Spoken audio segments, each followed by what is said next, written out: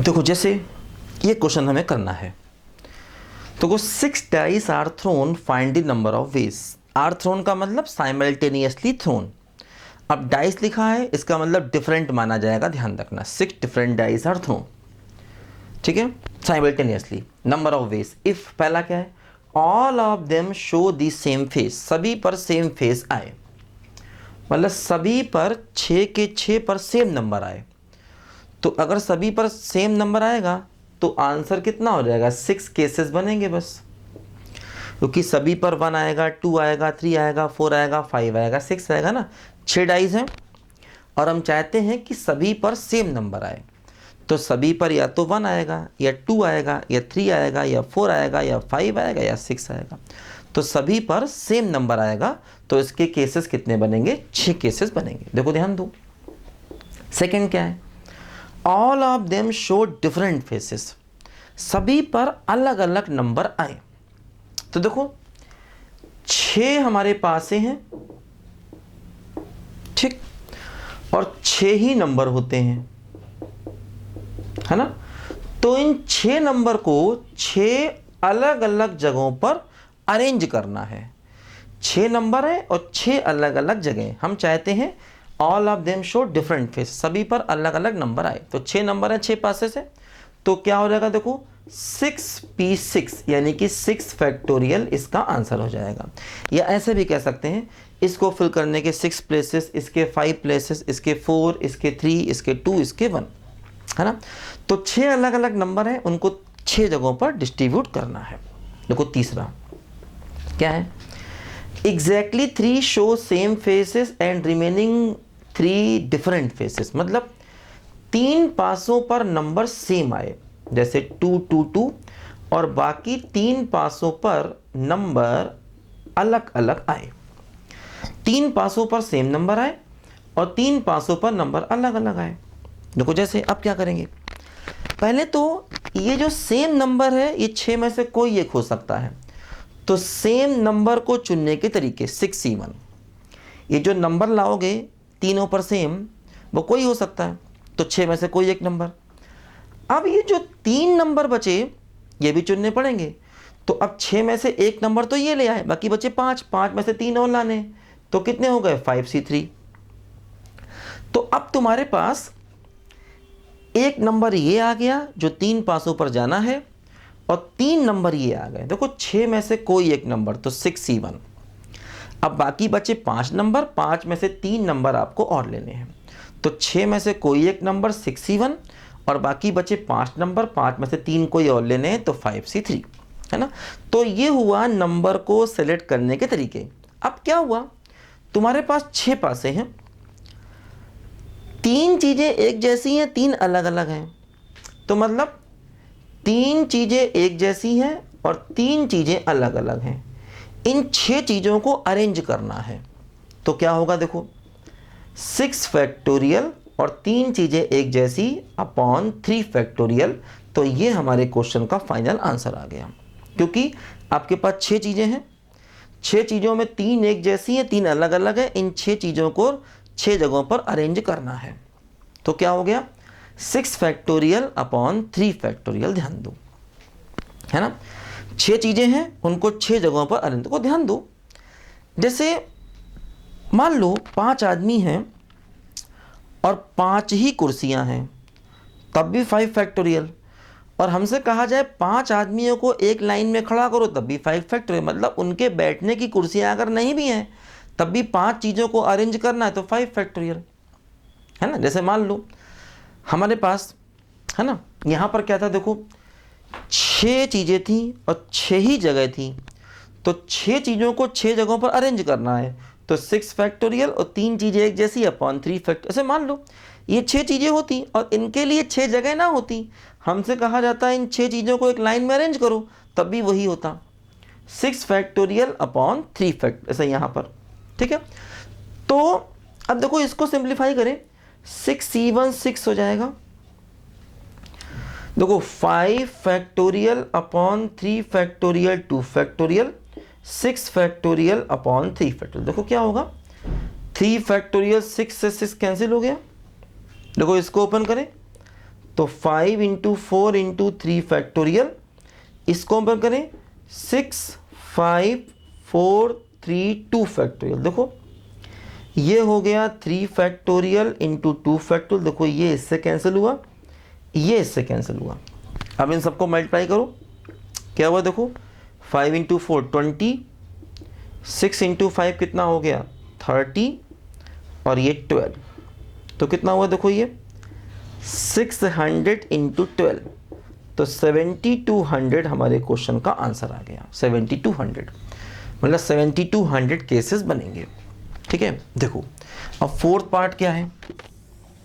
Fourth part देखो, at least 4 show same face and remaining different phases, मतलब कम से कम 4 पासों पर सेम नंबर आए और 2 पासों पर अलग अलग नंबर आए।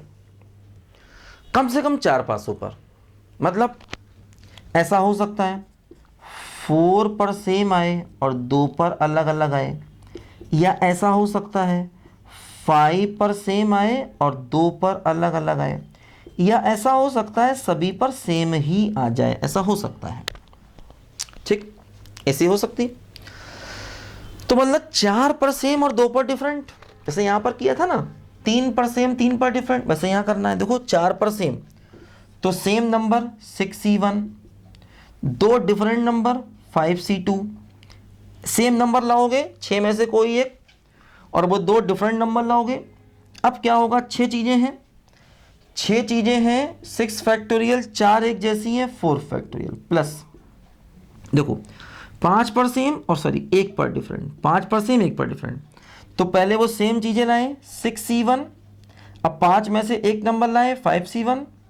अब क्या हुआ, टोटल 6 चीज़ें हैं जिनमें से 5 एक जैसी हैं 5 फैक्टोरियल। ठीक है, बोलो भाई सही है ना, बताओ। ठीक है, बोलो 5 सेम 1 डिफरेंट, तो सेम नंबर लाओगे 6C1 और वो एक डिफरेंट नंबर लाओगे बाकी 5 में से। अब तुम्हारे पास 6 चीज़ें, इनमें से 5 सेम है। देखो सभी पर सेम, तो सभी पर सेम वाला केस तो हमने कभी लिया था, इसके 6 केसेस होते हैं सीधे सीधे। सभी पर सेम नंबर लाओगे तो देखो यहाँ पर आपके पास 6 केसेस होंगे। इन तीनों को प्लस करोगे तो आंसर मिलेगा, इसको इसको और इसको, एटलीस्ट बोला ना, एटलीस्ट। अब जैसे इसने कहा था कम से कम 4 पर सेम नंबर आए, इसको ऐसे भी कर सकते थे कि कम से कम 4 पर सेम, 5 पर सेम, 6 पर सेम, तो टोटल केसेस में से निकालते, किस किस को निकालते, 3 पर सेम, 2 पर सेम, 1 पर सेम, तब ये मिलता, तो उससे कोई फायदा नहीं था। इसको हम ऐसे भी कर सकते थे, कम से कम 4 बोला है तो कम से कम 4 बोला है, तो इसका मतलब ये हुआ है ना कि हम कम से कम 4 पर सेम फेस आए, तो 4 पर भी आ सकता है, 5 पर भी, 6 पर भी, वही हमने किया। अब इसको उल्टा सोचते, टोटल केसेस में से वो निकालते जिनमें 3 पर सेम फेस था या 2 पर सेम फेस था या 1 पर सेम था, तो वो इसलिए वहाँ से भी उतना समय लगता और यहाँ से भी इतना समय लगता, इसलिए इसको ऐसे कर दिया कि कम से कम 4 पर सेम फेस, है ना, कम से कम 4 पर सेम फेस। अब मान लो जैसे क्वेश्चन ये कहता है ना, मान लो क्वेश्चन ये कहता कि कम से कम 5 पर सेम फेस, है ना, मान लो ये क्वेश्चन ऐसा कहता है ना, मान लो क्वेश्चन ऐसा कहता है ये कि एटलीस्ट 5 शो सेम फेस, मान लो ऐसा कहता कि कम से कम 5 पर सेम फेस है। तो देखो क्या होता, जो हम टोटल केसेस ले रहे हैं उनमें क्या क्या पॉसिबिलिटी थी, उनमें हो सकता है ऑल सेम, है ना, ऑल 6 पर सेम फेस आ जाए। ठीक, क्योंकि अगर हम 6 डाइस थ्रो कर रहे हैं तो टोटल केसेस क्या क्या थे, सभी पर 6 पर सेम आ जाए, है ना, या 5 पर सेम फेस आ जाए, है ना, और 1 पर अलग आ जाए, 4 पर सेम फेस आ जाए और 2 पर अलग आ जाए, 3 पर सेम फेस आ जाए और 3 पर अलग आ जाए, 2 पर सेम फेस आ जाए, है ना, और 4 पर डिफरेंट फेस आ जाए, 1 पर सेम है और 5 पर डिफरेंट है, मतलब वही कि 1 पर सेम 5 पर डिफरेंट, मतलब सभी 6 पर डिफरेंट, ऐसा भी कह सकते हैं, ऑल 6 डिफरेंट, ऐसा भी कह सकते हैं, एक ही बात है। तो जब हम टोटल केसेस ले रहे हैं, है ना, तो क्या हो रहा है, देखो टोटल केसेस में या तो सभी पर सेम फेस होगा, या 5 पर सेम फेस होगा, या 4 पर सेम फेस होगा, या 3 पर सेम फेस होगा, या 2 पर सेम फेस होगा, 1 पर सेम फेस होगा। देखो जैसे इसने कहा कम से कम 4 पर सेम फेस, तो कम से कम 4 पर सेम फेस का मतलब हमने ये 3 केसेस लिए, 3 केसेस, 4 पर सेम फेस, 5 पर सेम, 6 पर सेम। हम ऐसा भी कर सकते थे कि टोटल केसेस कितने थे बोलो, टोटल केस कितने थे बोलो, 6 डाइस हैं, है ना, तो 6 डाइस के टोटल केसेस बनते हैं 6 की पावर 6। अगर हम 6 डाइस फेंकेंगे तो टोटल केसेस वही 6 की पावर n वाला फार्मूला, 6 की पावर 6 टोटल केसेस बनेंगे। तो टोटल केसेस में से अगर हम इन तीनों को निकाल देते तब भी इन तीनों के आंसर मिल जाते। अब जैसे इसने कहा कम से कम 5 पर सेम फेस आए, तो मतलब वही है 2 केस लेने, कौन कौन से, 5 पर सेम फेस, 1 पर अलग, वही ये वाला, और सभी पर सेम फेसेस ये वाला। अब यहाँ पर ये दोनों केसेस लेने हैं, कम से कम 5 पर सेम फेस आए, तो कम से कम 5 पर सेम फेस आए, इसका मतलब 5 पर भी सेम फेस आ सकता है, 6 पर भी सेम फेस आ सकता है। ठीक, अब जैसे मान लो ये क्वेश्चन ऐसा कहता एटलीस्ट 2 हैव सेम फेसेस।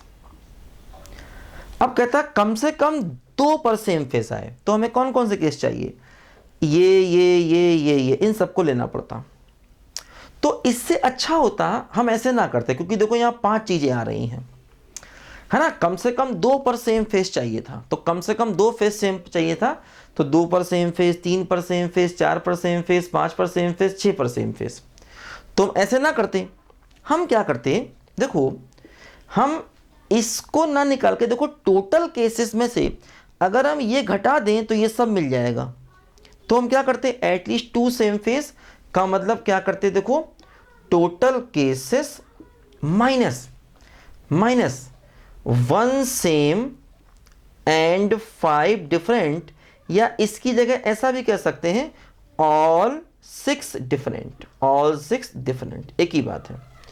तो अब इस सवाल को अलग अलग करने में, है ना, जो है वो टाइम लग जाएगा, क्योंकि एटलीस्ट 2 हैव सेम फेस इसने बोला, कम से कम 2 पर सेम फेस आए, तो 2 पर सेम फेस, 3 पर सेम फेस, 4 पर सेम फेस, 5 पर, 6 पर, तो सबको जोड़ना पड़ेगा। देखो जैसे यहाँ पर इसने क्या कहा था, कम से कम 4 फेस सेम फेस, तो 4 लिया, 5 लिया, 6 लिया, और अगर टोटल में से इनको घटाते तब भी बात वही थी, क्योंकि यहाँ भी 3 चाहिए थे। अब ऐसे इसने कहा एटलीस्ट 5 पर सेम फेस, तो ये दोनों लेंगे, 5 पर सेम फेस और 6 पर सेम फेस, मतलब इन दोनों केसेस को जोड़ेंगे तो इसका आंसर मिल जाएगा, क्योंकि 5 पर सेम फेस और 6 पर सेम फेस। अब यहाँ पर कम से कम 2 फेज में अगर हम इन सबको जोड़ते सवाल लंबा पड़ता, तो हमने क्या किया, टोटल केसेस कितने हैं बोलो, 6 की power 6 minus, in total cases में से देखो ये निकाल देंगे, 1 पर सेम फेस, 5 पर डिफरेंट, या ऐसा कहो सभी 6 पर डिफरेंट। तो देखो सभी 6 पर डिफरेंट, ये देखो सेकंड पार्ट का आंसर क्या था बोलो, 6 फैक्टोरियल, इसको निकाल देंगे तो आंसर मिल जाएगा। देखो ये वाला second part, all of them show different phases, है ना। तो टोटल केसेस में से ये वाला केस हटा देंगे, ये वाला केस क्या है, ऑल 6 डिफरेंट फेसेस। तो ऑल 6 डिफरेंट फेसेस वाला केस कितना था बोलो, 6 फैक्टोरियल। तो 6 की पावर 6 में से 6 फैक्टोरियल माइनस कर देंगे तो एटलीस्ट 2 हैव सेम फेसेस वाला हमें देखो आंसर मिल जाएगा, जो हमें यहाँ पर करना था। ठीक है, तो एटलीस्ट का मतलब देखो ये होता है, इसको समझो, कई बार सवाल डायरेक्ट करना होता है, कई बार सवाल नेगेटिव अप्रोच से करना होता है, ध्यान दो, है ना। तो कई बार देखो ये नेगेटिव अप्रोच ज़्यादा आसान पड़ती है सवाल को करने का, ऐसा मैंने पहले भी आपको ये बात समझाई थी। लिखो बच्चों इसको ध्यान से जरा।